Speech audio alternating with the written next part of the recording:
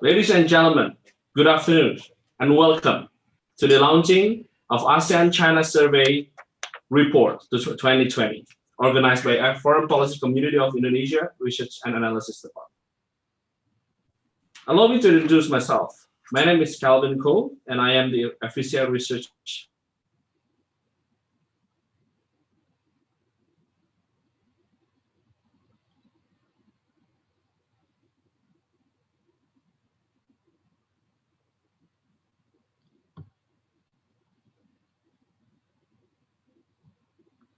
FPCI initiates a survey research project on ASEAN-China survey on ASEAN-China relations since June by involving 1,000 respondents coming from 10 ASEAN nationals. And they are coming from 5 groups: academia, official, business community, civil society, and student. The survey project is titled Assessing the Present and Envisioning the Future of ASEAN-China Relation. The survey aims to seek the views of Southeast Asian on ASEAN-China relation in all aspects, such as politics, security, economy, social culture, trade, investment, and even languages. Today, in our discussion, joining with us, Your Excellency, Dr. Huang Antua, Deputy Secretary General for Political and Security Community of ASEAN Secretariat. Welcome, Your Excellency. Your Excellency, Tang Sui-chun, and ambassadors to ASEAN. Welcome, ambassadors. And Dr. Dino Patijalal, our founder and chairman of FPCI. Welcome, Dr. Dino. In the discussion, we're going to be moderated by Professor Dewi Fortuna Anwar, the co-founder of Foreign Policy Community of Indonesia and the research professor of LIPI. Now, let's begin our event with the opening remark of our founder and chairman of Foreign Policy Community of Indonesia,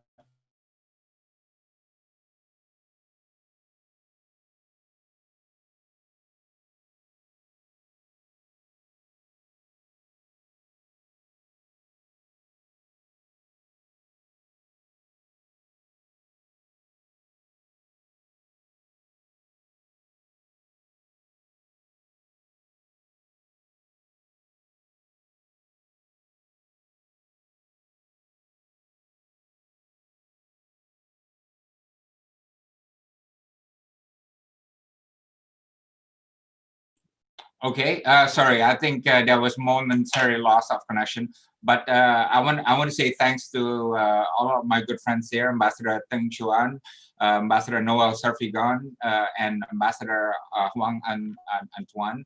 And we're here really to discuss the content of this report, the ASEAN-China Survey 2020, which was done at the beginning of this year. And the purpose of it is really to find out what the elite, the students, and the general public are thinking about ASEAN-China relations, and we are focusing mostly on ASEAN peoples. And this report will be discussed and explained by Dr. Sofwan from University of Indonesia. He did a great job at really gathering the respondents for this and writing a very good report, including with policy recommendations. And to be honest, personally, I was surprised we were able to get 1,000 people in such a short period of time, and we had to reach out to a lot of different communities, and I really commend the work of the FPCI team in being able to do that. So let's have good discussions. We have a document that provides a glimpse into how the elite, so to speak, and the students and the general public see the future of our region, and how does it fit with China's with China's future, right? I think it's very interesting and fascinating survey, and I think it would be of good use for policymakers in figuring out where to go next and what to fix and what to improve. Yeah. Thank you very much for everybody. Let's have a good discussion. Thank you, Dr. Dino. To understand the findings and the details of the survey, I would like to welcome our survey project supervisor, Dr. Sofwan Albana to present the details and the finding of the survey. The floor is yours, Doctor. Thank you very much, Calvin, for your kind introduction.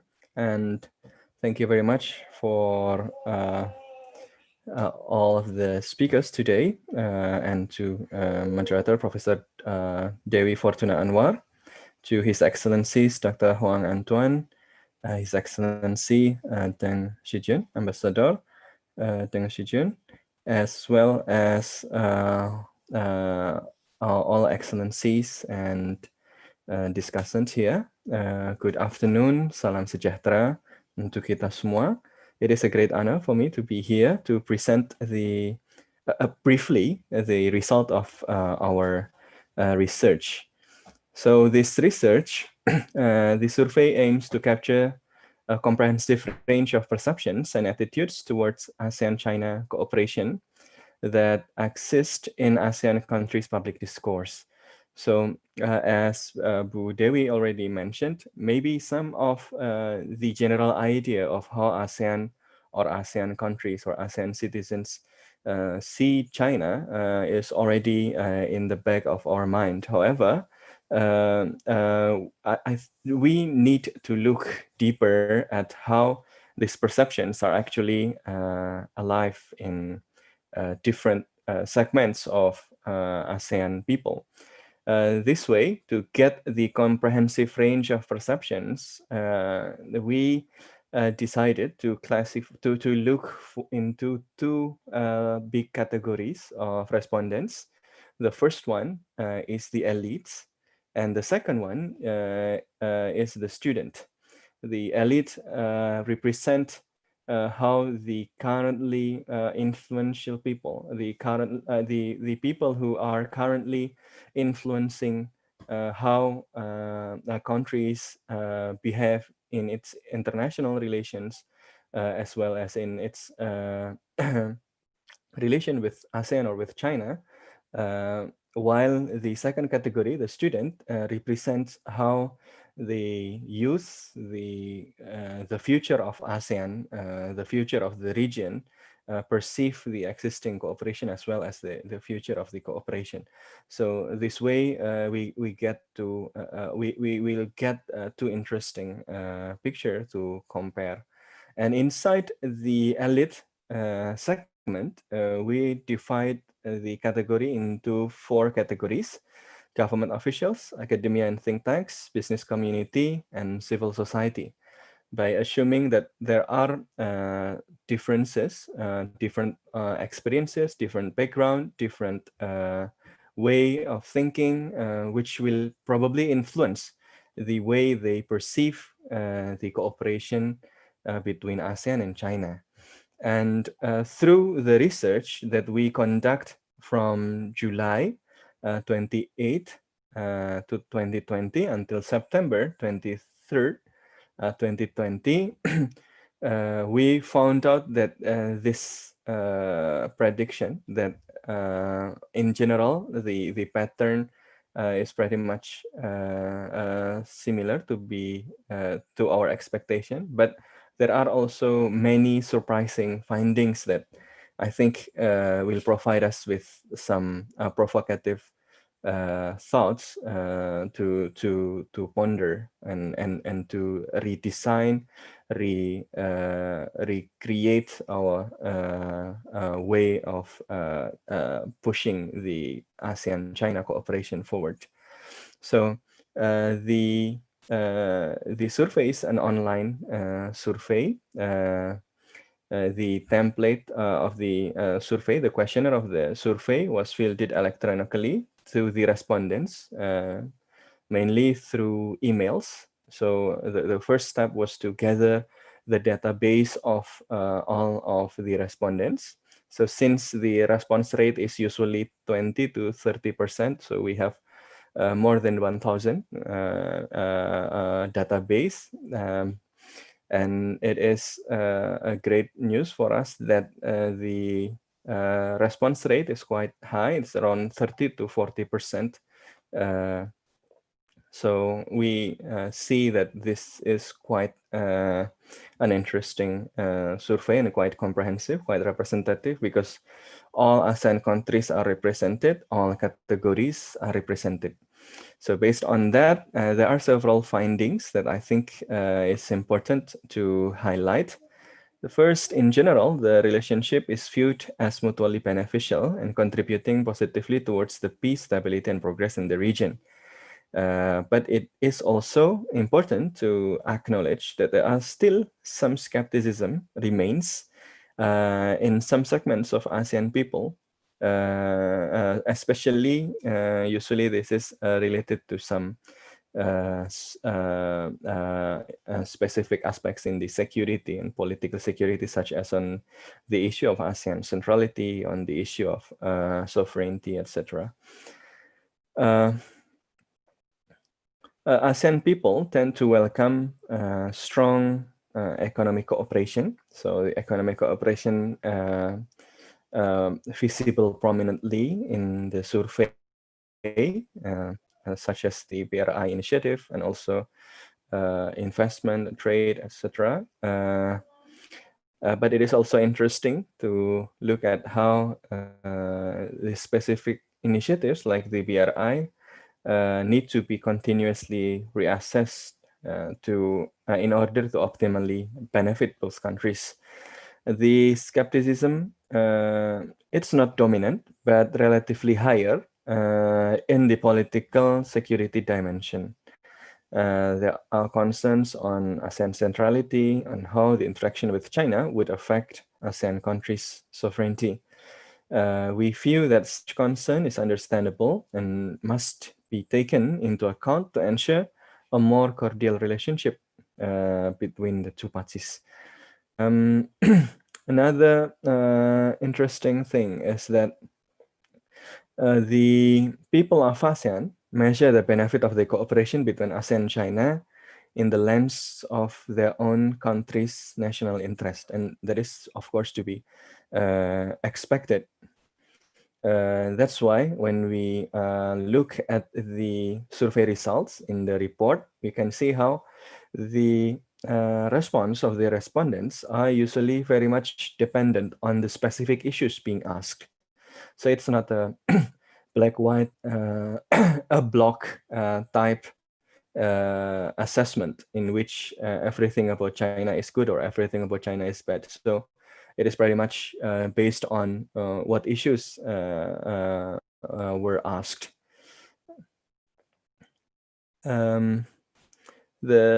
It is also interesting to look that sociocultural issues is pretty much not really popular in the mind of the respondents. We make some open question in which several dimensions of the cooperation were asked about what are the most satisfying cooperation, what are the most disappointing part of the cooperation. But in both questions, in both options, we put the socio-cultural issues too there, but no, not many respondents are putting or picking that issue, showing that the respondents mainly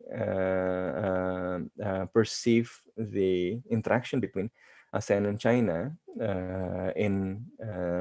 especially in the sector of the economic dimension and the political security dimension. It is also interesting to note that there is a diversity of opinion among ASEAN people.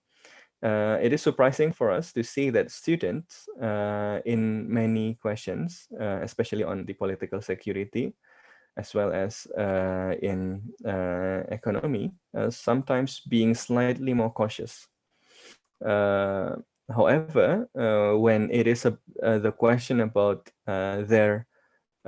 where they are the direct beneficiary of the program, such as the ASEAN-China Young Leaders Scholarship, the evaluation is overwhelmingly positive. It's more than 80% positive. But when it is not related to them directly, then the degree of skepticism is higher. Among the elite respondents, it is also important to note that stakeholders that are directly involved in the process, mainly the government officials and business sectors, are more optimistic because they are involved. They see, maybe they see the progress, they see the benefit. But if we look at the different categories, civil society, for example, the degree of skepticism is higher. This way, we can understand that probably we need to ensure that the benefit of ASEAN-China cooperation is more grassrooted to people. We need more people-to-people cooperation to involve more people in the process. Because if we look at this pattern, those who are directly involved, like the business sector and the government officials, are generally more optimistic and more positive compared to those outside the process. So it may be interesting to include and involve more people to be involved in the process. This is also heartwarming to see that rather than divided by their allegiance to one great power, most respondents across all categories strongly think that ASEAN must not side with one side.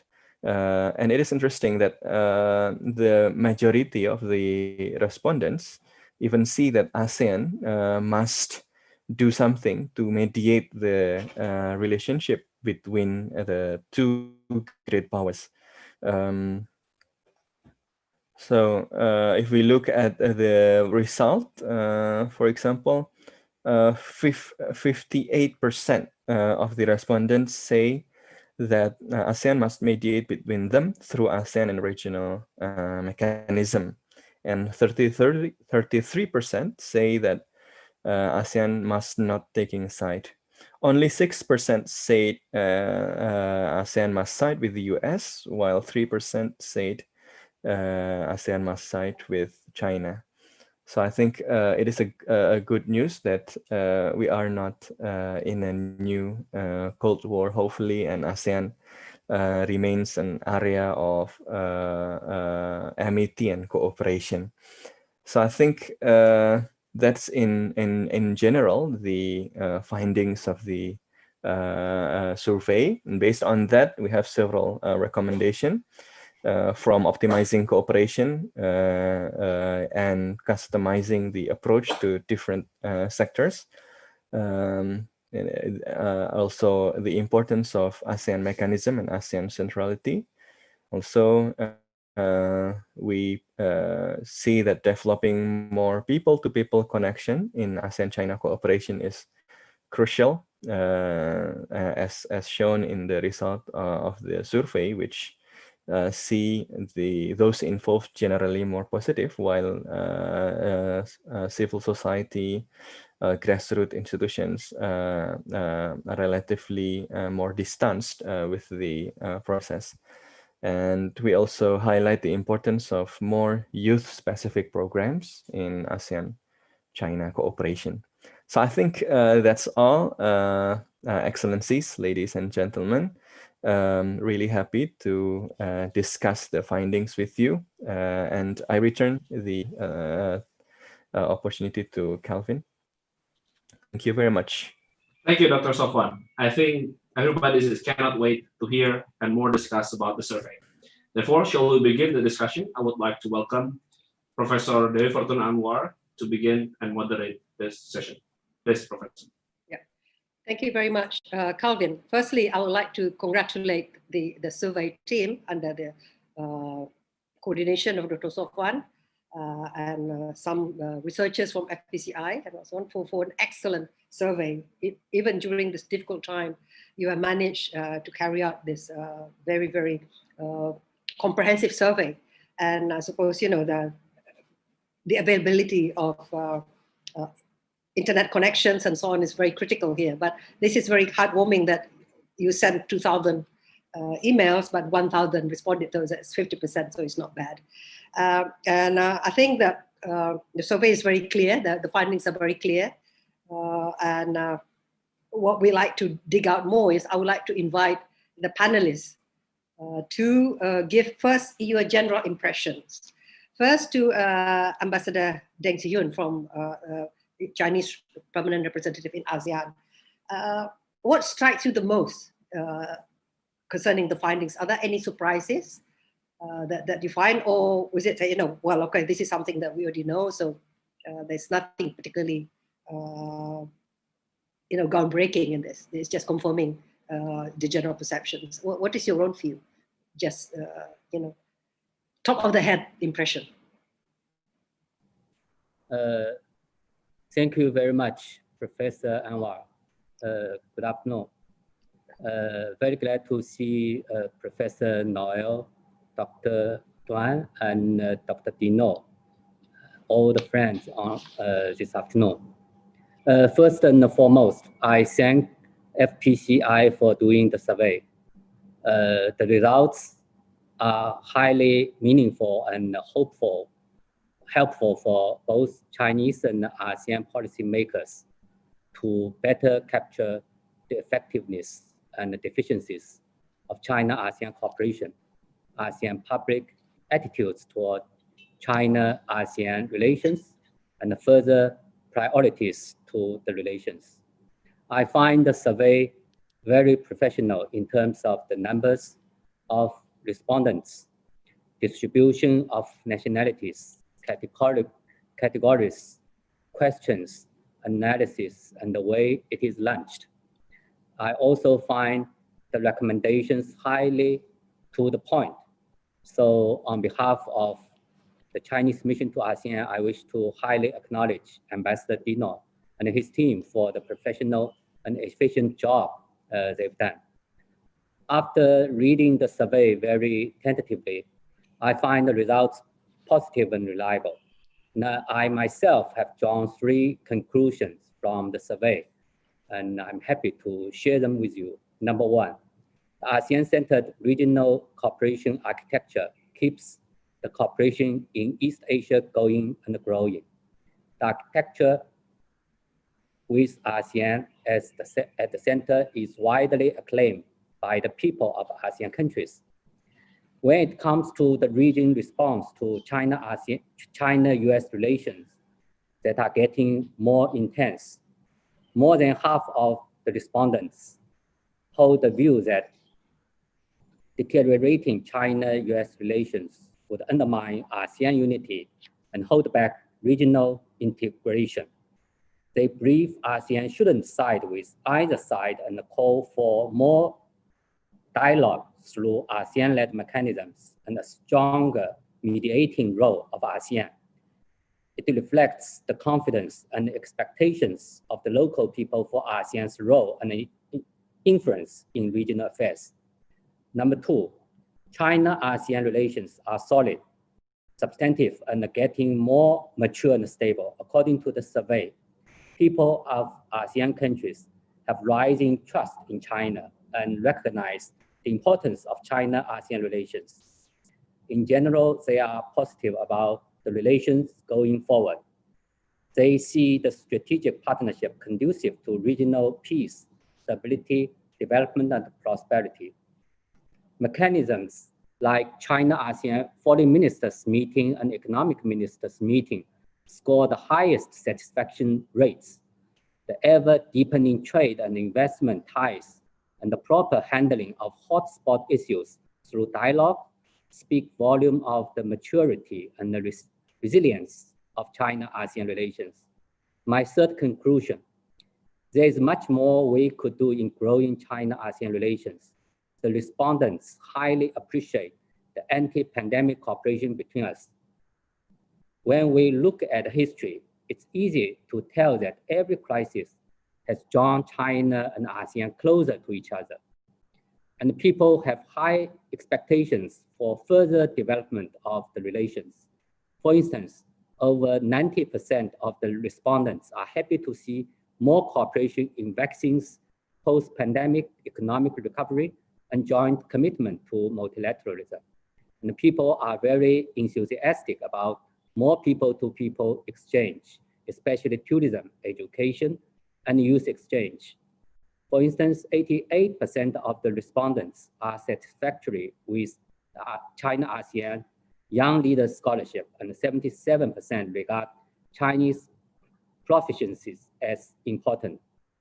The demand for more cooperation gives China ASEAN relations every reason to expand. Thank you, Mr. Professor. Thank you very much, Ambassador. Sorry. Yeah, thank you very much, Ambassador Deng, for that quite comprehensive review of the survey, and you have highlighted the various findings which you agree upon, and also the way forward for improving the cooperation. Now, I would like to invite His Excellency Dr. Hong An Tuan.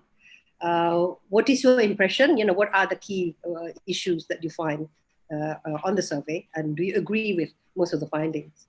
And what are the surprises, do you think?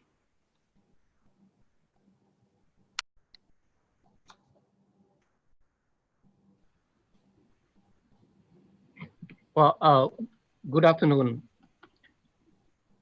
I'm very pleased to see my friends, Dr. Dino, Ambassador Deng, Ambassador Noel, and also you as well. First of all, I would like to join Ambassador Deng to thank the FPCI for organizing this event and sharing the outcome of the survey, which I think very important and very useful for us. Not only the researchers but also the policy makers as well. So I think the survey would be a very useful reference for us. When we look at the survey, we see how the respondents, how the people in our region see the relationship between China and ASEAN, what the positive areas are, what the negative areas are, and how we can do better to build a better relationship between China and ASEAN. So I look at the survey generally. So I see that I'm mostly agreeable with what has been shared by Ambassador Deng. However, I would like to share with you a couple of points. One is that through I look at the survey generally, so I see that the respondents attach great importance of ASEAN relations with China. So they see that is a very important partner of ASEAN and also is a very important player in our region. The second thing from what I have read is that they see China would play a more active role and would be able to make a more constructive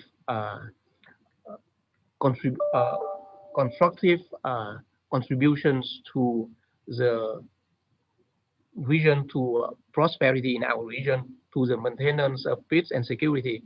So we see that there's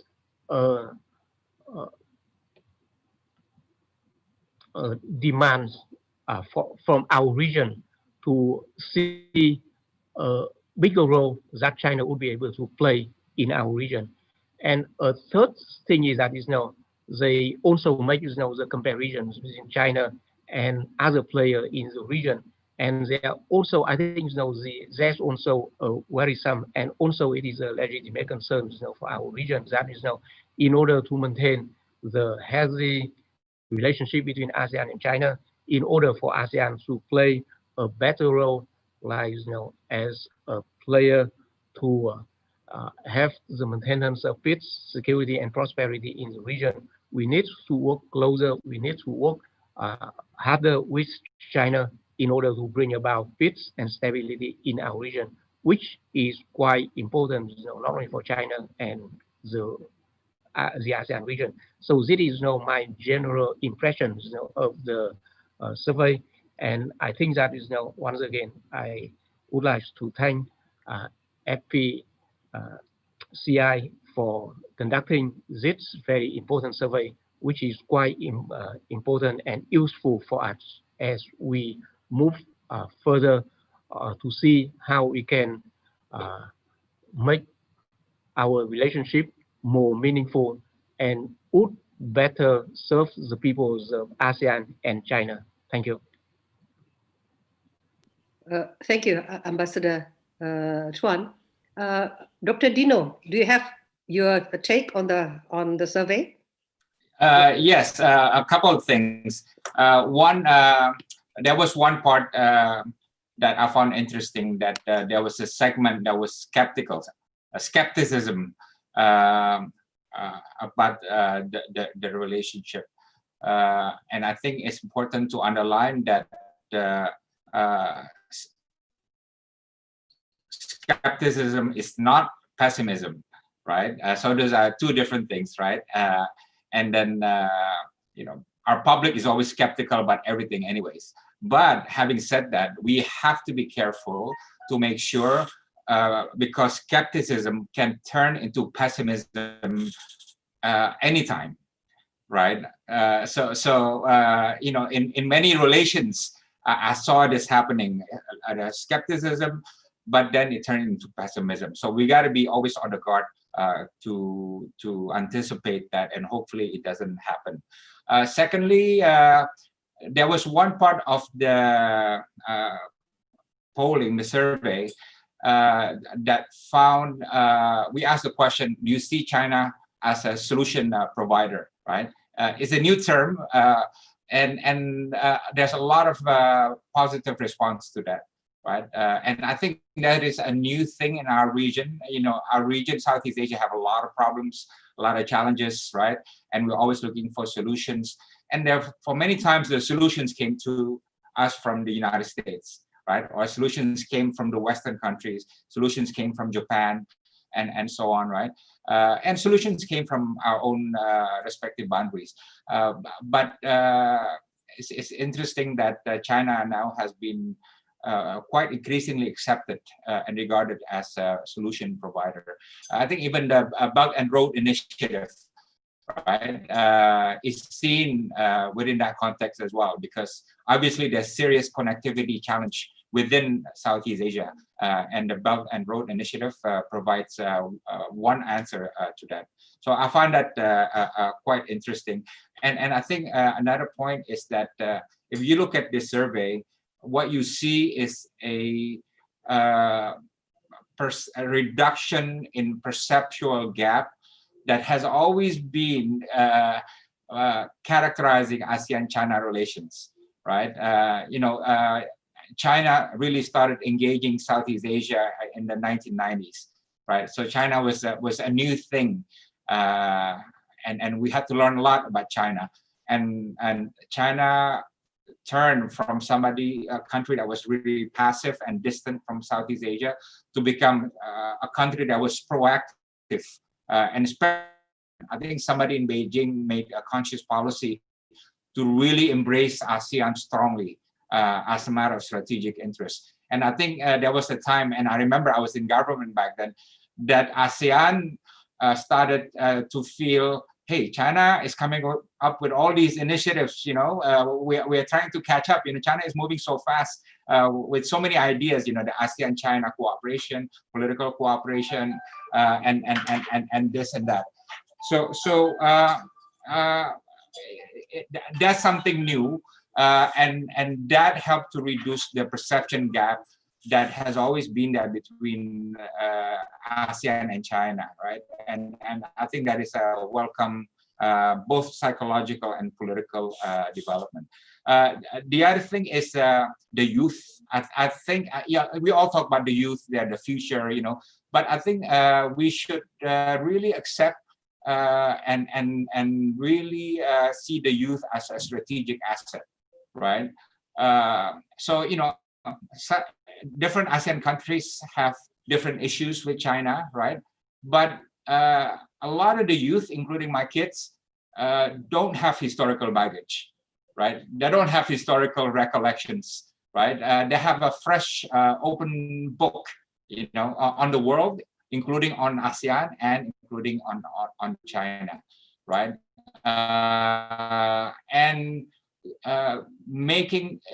This use is very important. Why? Because they write to the minister, they write to the politicians, they have their own social media, they involve their fellow teenagers, they protest on the streets, right? They boycott products, right? And all these things, they make judgment, and the youth are very judgmental, right? Much more so than previous youth, right? So they are very important to be engaged. They are very strategic, right? They're not just the future, you know, in a flowery sense, right? But they matter in the relationship. And so I agree with Pak Sofwan. We gotta engage them, and we gotta you know, bring them into more exposure to the relationship.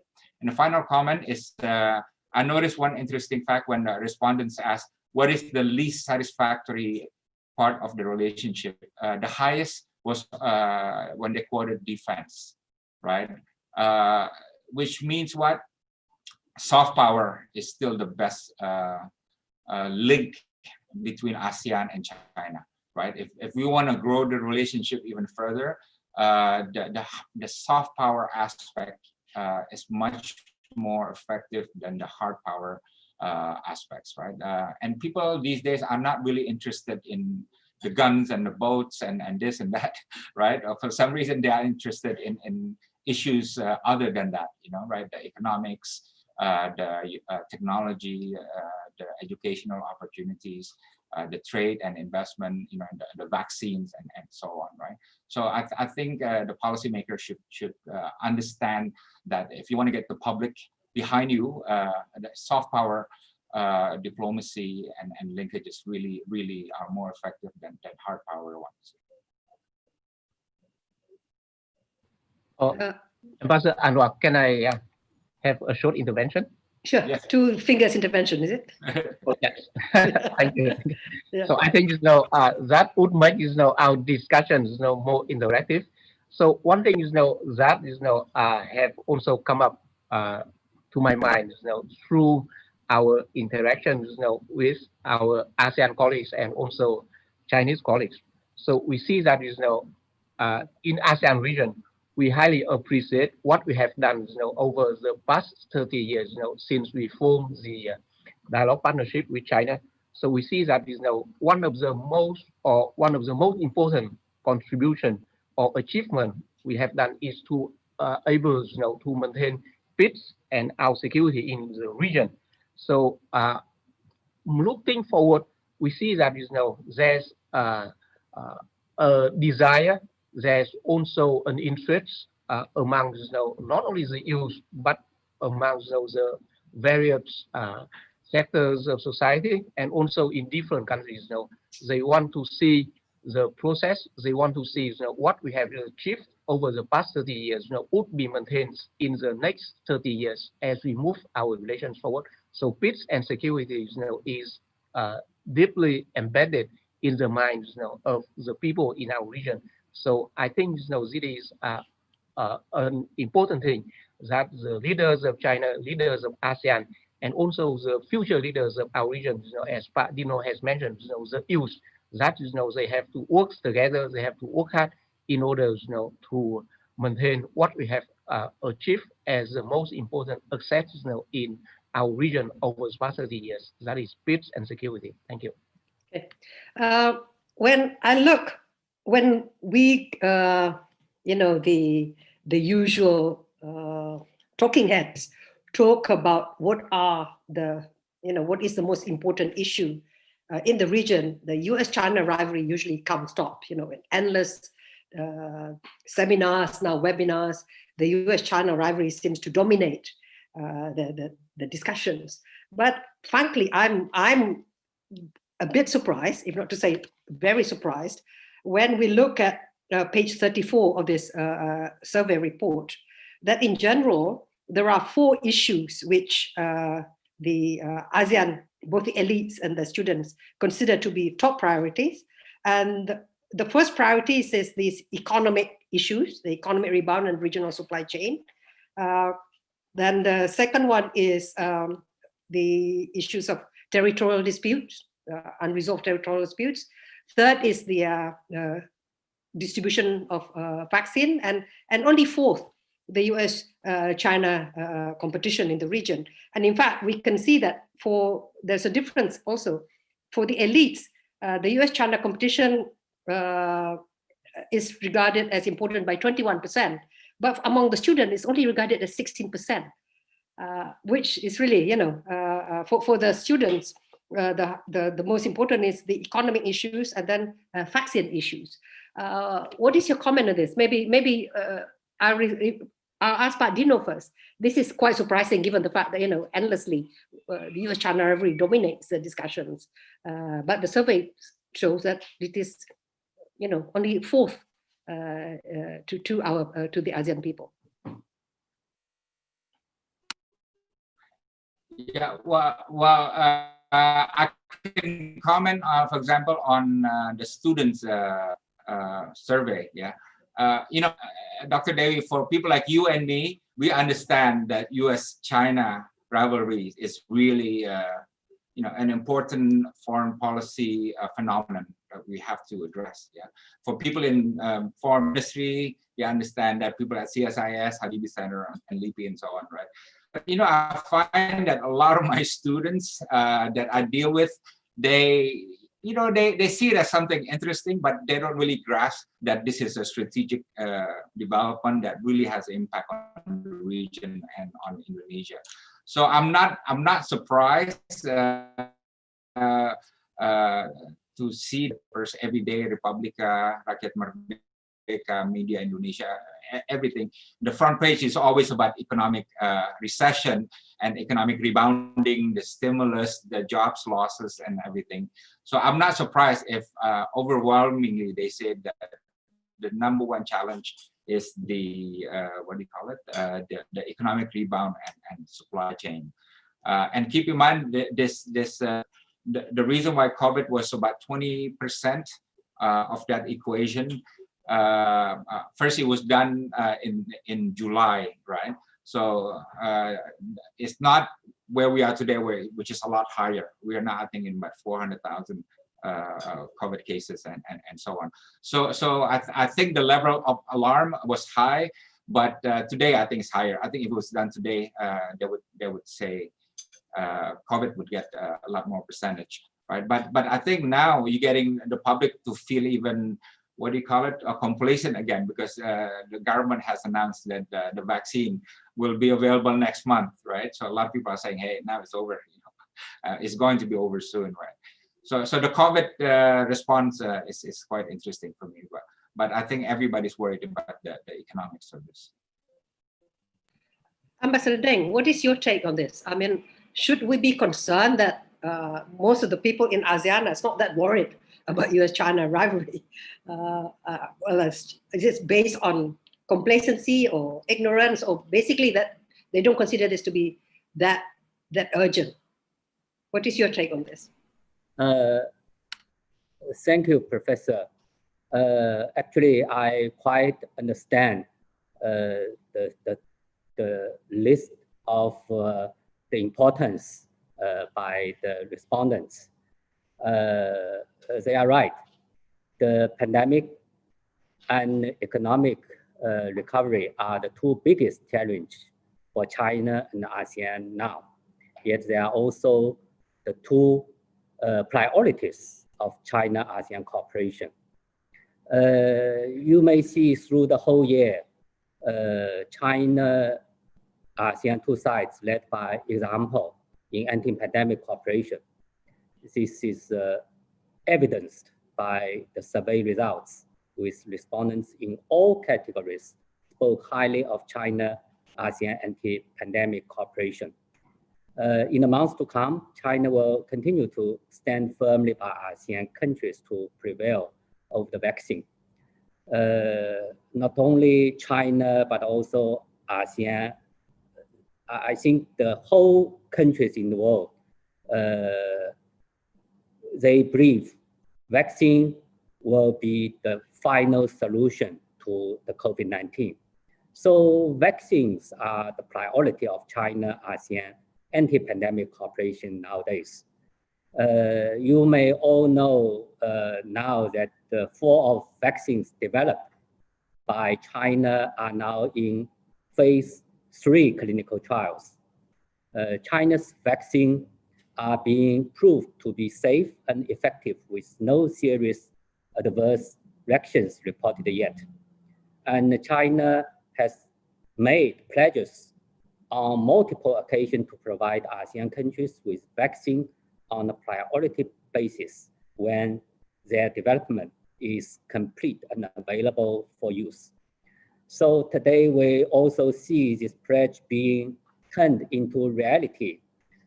For instance, in Indonesia, Indonesia also experienced a part of phase 3 for China's vaccine. And Indonesia will also get 50 million doses of vaccine from Chinese company, Sinovac, by March 2021. Another priority for China and ASEAN today is economic recovery. We focus on 3 areas right now. Number 1, to maintain the stable regional supply and industrial chains.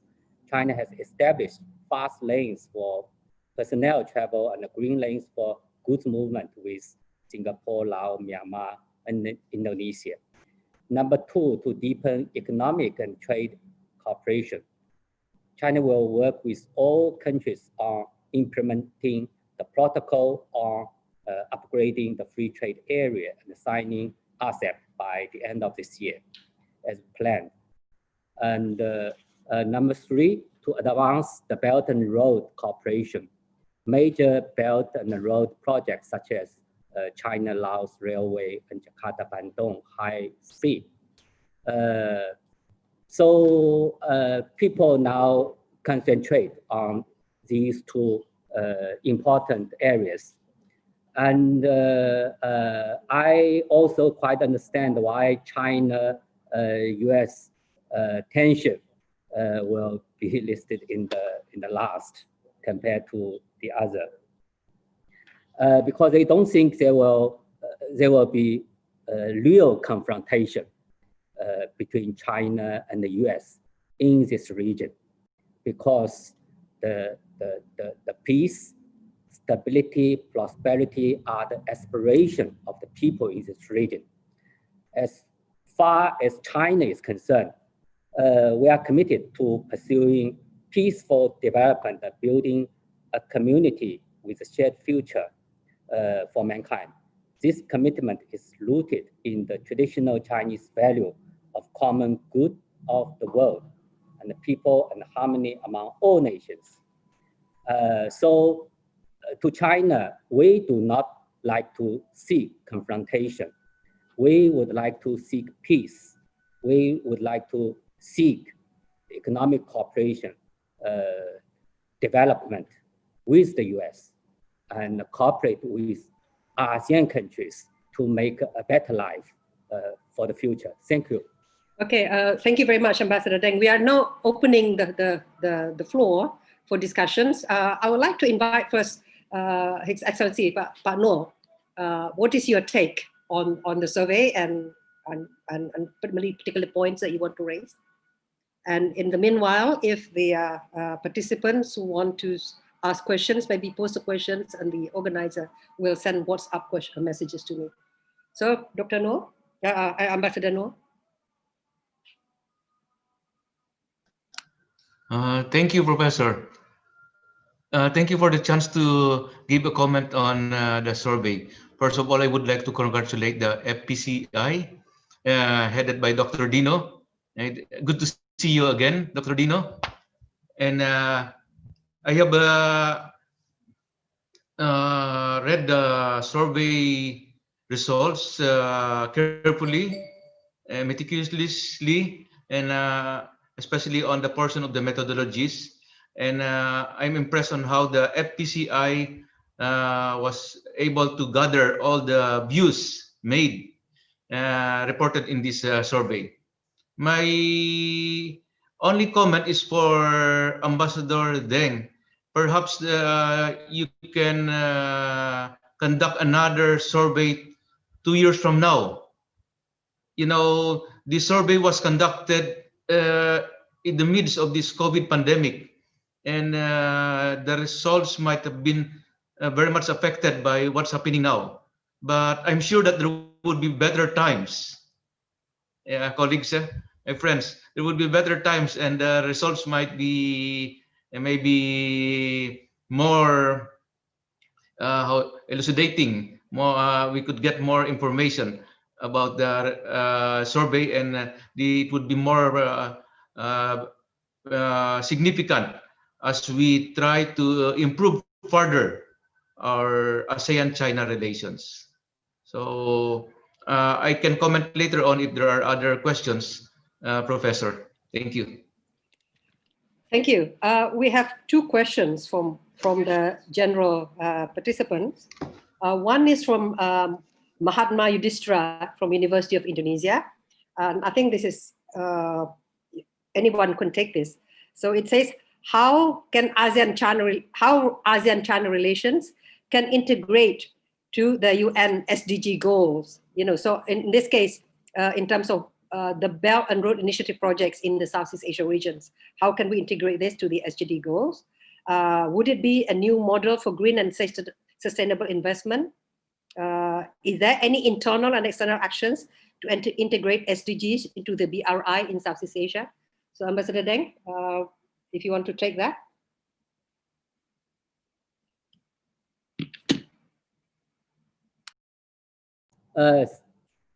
Thank you, Professor.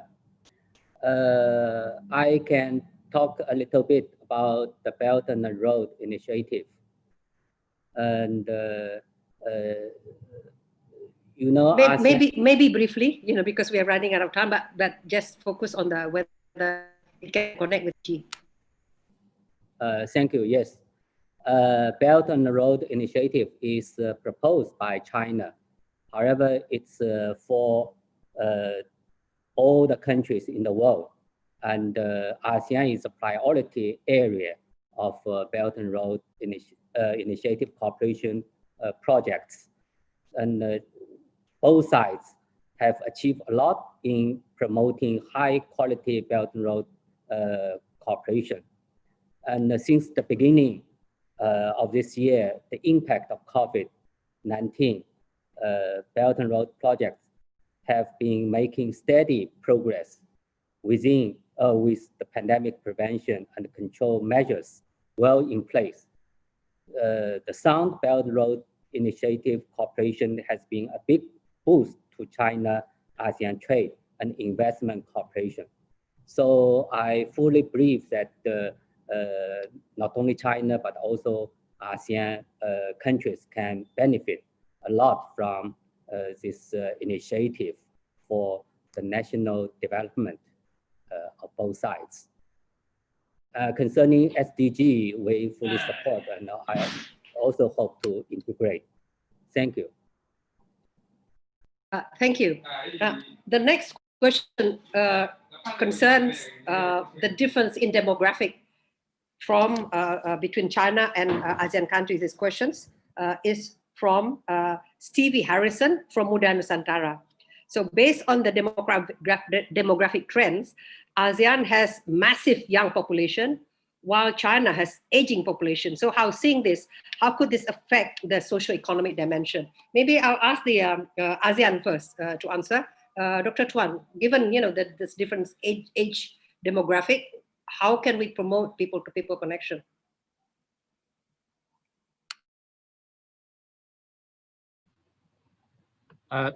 Thank you. I think the question is very interesting. I am not, a demographic scientist, so I have not, looked at the issue. But I see that, we also see the other dimensions, of population between China and ASEAN. China has populations, of 1.4 billion, and the population of ASEAN is approximately, 670 million people. So even if we have the disproportionate of the young population in ASEAN and China, but if you look at China as a whole, because the size of China's population is twice the size of the young populations in ASEAN, So we can see that the young population in China is perhaps much bigger than the young population in ASEAN combined, and we see that population dimension is population proportion. Young population proportion is just one dimension of the relationship. If we look at our relations with the other external partners, we also have the same issue. Like we have some aging societies that are important of ASEAN, like EU, like Japan, like Australia, like the US. They also have the aging issue as well, but we don't have the problems when we envision the future relationship. So I see that our relationship with China, if this aspect has some concern, I don't see that that will be an issue in projecting the relationship between ASEAN and China in the future. Conversely, I would see potentials in the relationship, and we can see that the leaders of ASEAN and China, they see the importance of the youth relationship, and we have the young people's program in an attempt by ASEAN and China to increase the interactions between the youth and young populations of ASEAN and China. And because they see that that would be the asset of the ASEAN and China relationship in the future, if we would cement this kind of relationship, and then we would have we would be able to see a bright future of the relations between ASEAN and China in the long run. Thank you. Can I have a comment on that very quickly, Dr. Dewi? Okay, great. Go ahead. Yeah, I agree with Mr. Antoine that the demographics are a factor, but that's important. What is important is that you have to renew the relationship for each generation, right? I'll give you one very good example. Non-alignment. 1961, we came up with we were one of the founders of non-aligned movement. President Sukarno was the founder, and so on. And we were so proud of it. It was the main foreign policy issue. Every young people was proud of it. Where is it now? The non-alignment history concept was not renewed to the subsequent generations. You ask any young people now, nobody knows anything about the non-alignment, right? So the ASEAN-China relations, which is very important, everybody knows it's important for ASEAN's future and also for China's future. It has to be renewed for the next generation and for the next generation. Otherwise, there's always a risk that the relationship would decline. Yeah. By the way, Pa Ben is here. I just want to say hi to him. The Ambassador Ben from Hanoi. Yeah. Yeah. We have until 15:10, so we've got about 8 more minutes to go. I see some of our ambassadors from the ASEAN countries. So, Pa Ibnu, do you want to say anything? Hello, Ibu Dewi. Hello, Pak Dino, and all the distinguished speakers. First of all, congratulations for this such an important seminar. I believe the topic is very relevant. This is about China-ASEAN. You know that we will have ASEAN Summit soon, hosted by Vietnam in November. And one of the strategic partners is, of course, China. And of course, there will be a lot of issues to be discussed.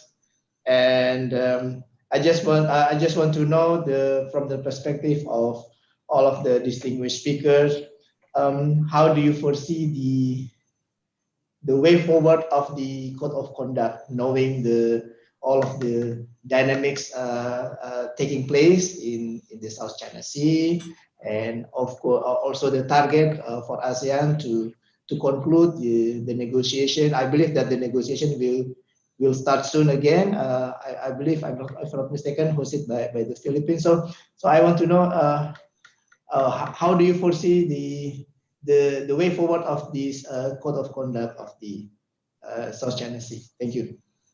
So I'm very happy that Pak Ibnu raised the questions, because I was going to raise that questions, because yeah, in the survey, the majority, it's quite a large majority, 57%, are quite confident that that the COC will have good progress. So maybe Pak Noel should answer this. Is this something that is born in reality? Because a lot of us in the security community, the scholars tend to be less optimistic on this compared to the general public. So maybe I will put the Pak Noel on the spot on this. Professor, you are putting me in the spot, but I had to admit that I'm not involved in the negotiations with the COC. But I am optimistic that we would be able to address the issues as we proceed with the negotiations. I do not have the details now, Professor. Okay, now, so the one who is in charge, the DG for Political Security, Pak Tuan, what is your prognosis? I mean, are we going to see a light at the end of the tunnel? Well, thank you for raising this question. I think it is very important one. So as you have already been aware, because of the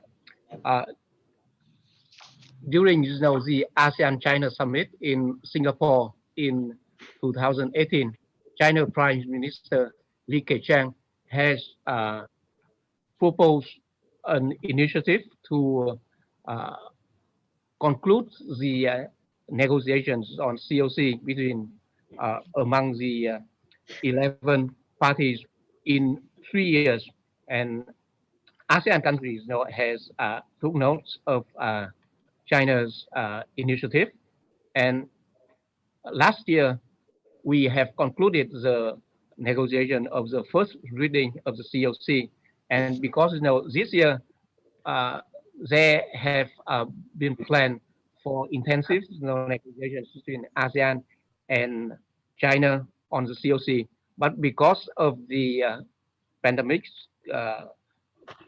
COVID-19 pandemic, so many negotiations or many meetings have been postponed and rescheduled for next year, because of the sensitivity of the issue, and also the issue of cybersecurity, and the negotiating parties would like to have the physical meetings instead of have the virtual ones. And notwithstanding the delay progress of negotiations for the code of conduct in the South China Sea, given the current circumstances, and during the post-ministerial conference +1 session between ASEAN and China just last month on the 9th of September 2020, the ASEAN countries and China noted the convening of the ad hoc video conference of the joint working groups on DOC on 3rd September, and they also acknowledged the efforts undertaken for the step-by-step resumption of the COC negotiations, including the possibility of continuing the second reading of the single draft COC negotiation between ASEAN and China in the coming months when the situation allows.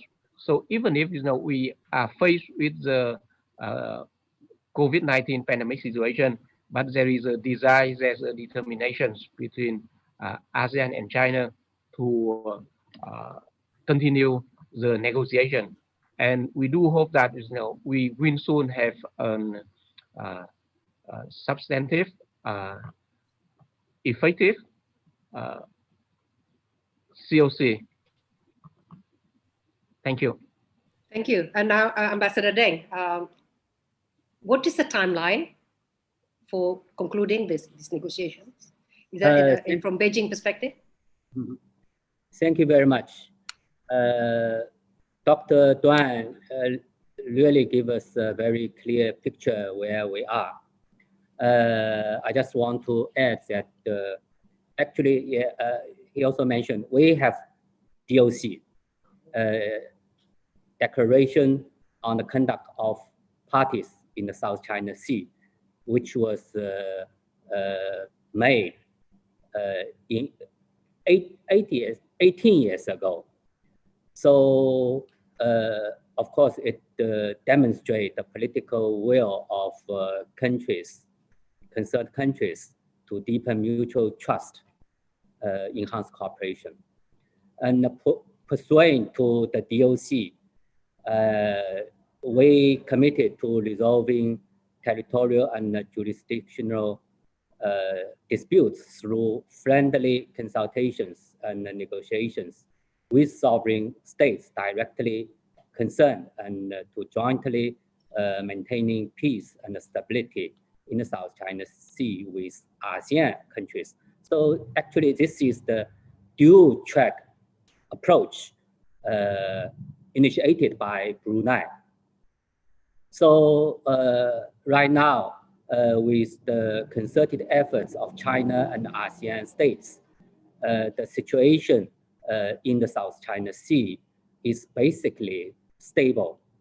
And China, ASEAN nations are not only honoring the DOC I mentioned, but also accelerating and advancing consultation on more binding COC.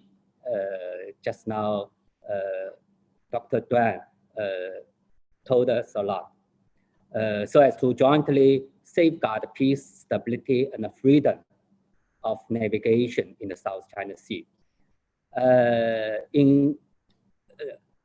He rightly mentioned, we finished the first reading of COC. Now we are in the process of second reading. Of course, because of the pandemic, the second reading postponed time and again. And we actually are flexible whether we can continue the negotiation online or physically. However, because of the pandemic, we cannot do a lot.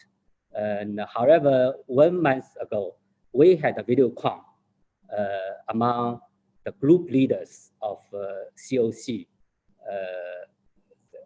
So you asked me the time. What I can say is that according to the leaders' consensus, we have 3 years vision by the leaders of China ASEAN. It means the COC need to be completed within 3 years. However, now first reading finished, second reading in the process and affected by the pandemic. However, we try our best to cooperate with ASEAN side and try our best to catch up the time. And because COC is a binding, we hope the early conclusion of COC will really do benefit for the peace, stability, and prosperity in the South China Sea.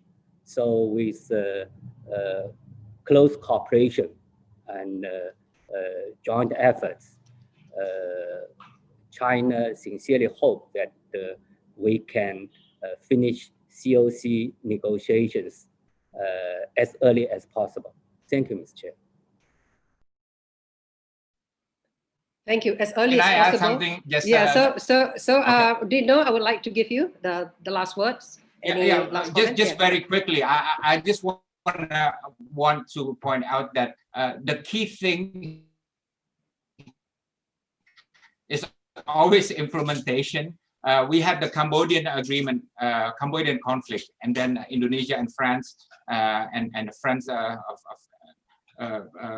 mediated it. And what made it work was not because the agreement was hard negotiated, but the fact it was also hard implemented, right? And now we see peace in Cambodia, right? In Aceh, we also had this long festering conflict, and then it was resolved. But what made that work was that a lot of attention was put how this could be implemented. So my advice as a former diplomat is that, yes, you're going to have hard negotiations, but a lot of effort have to be placed on hard implementation.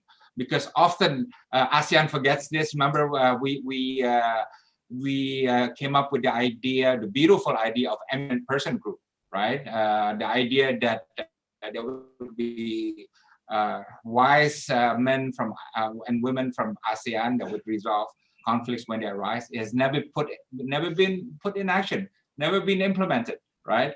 So again, I would hope as a citizen of ASEAN, hard negotiations, it must be, but even harder implementation. That's the success of the code of conduct. Yeah, I think on that note,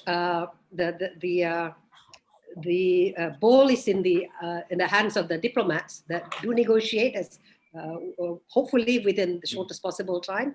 But the most important thing is not actually signing on the dotted line, but how it can actually be carried out. So and what is the enforcement mechanism here? I think that also needs to be discussed. So we have discussions for over 2 hours, and I would like to thank again the team for this wonderful survey, and all of the panelists and participants for your active participation, and also those who have sent us questions.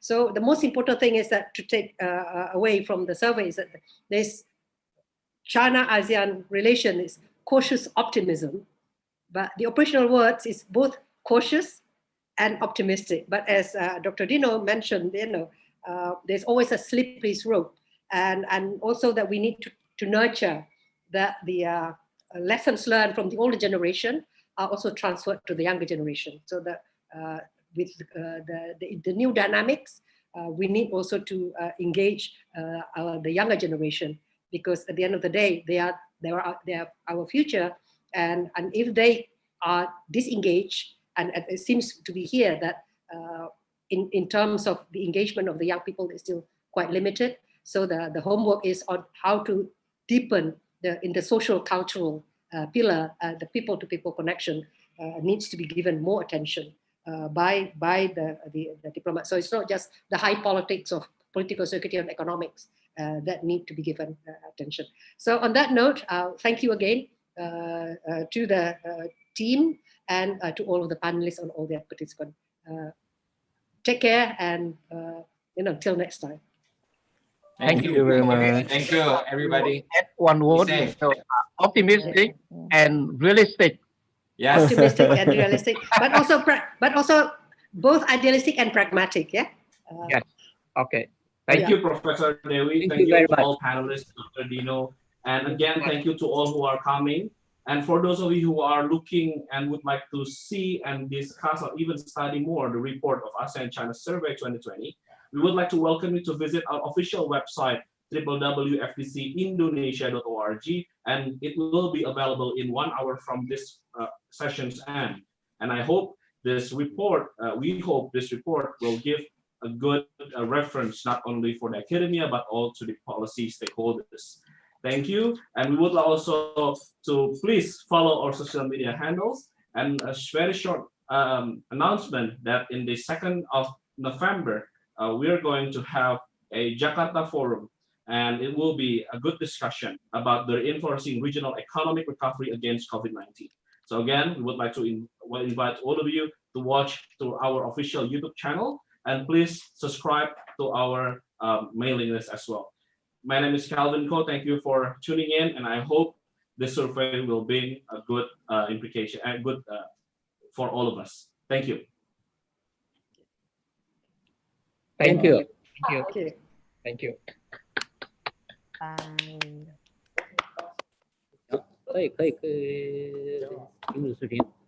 For good Vietnamese food. Okay. Thank you, Pak Dino. Yeah. Very nice Thank to you. see you. Thank you, Pak When are we Wan. going